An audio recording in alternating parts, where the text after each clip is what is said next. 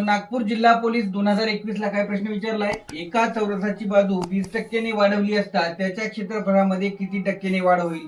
समजा बघा, त्या क्षेत्रफळाची बाजू आहे ए, मग त्या चौरसाचे क्षेत्रफळ काय होईल? बाजूचा वर्ग म्हणजे ए चा वर्ग. आता काय केलं, त्या चौरसाची बाजू 20% वाढवली. आता मग चौरसाची नवीन बाजू काय येईल? बाजू बरोबर ए अधिक 20% म्हणजे काय? 20/100. कोणाच्या 20% ए च्या, म्हणून ए अधिक 20/100 ए.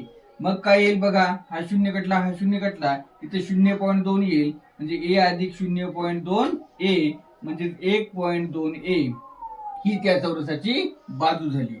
आता या नवीन चौरसाचे क्षेत्रफळ म्हणजेच काय असते? बाजूचा वर्ग म्हणजे 1.2 ए कंसाचा वर्ग. आता 1.2 चा वर्ग काय येते? 1.44 आणि ए चा वर्ग ए वर्ग. ठीक आहे. म्हणजे आता बघा, पहिल्यांदा चौरसाचे क्षेत्रफळ ए चा वर्ग होतं, आता चौरसाचे क्षेत्रफळ 1.44 ए चा वर्ग आहे. म्हणजेच त्याचे क्षेत्रफळ 44% वाढलेले आहे. आवडलं तर लाईक करा, शेअर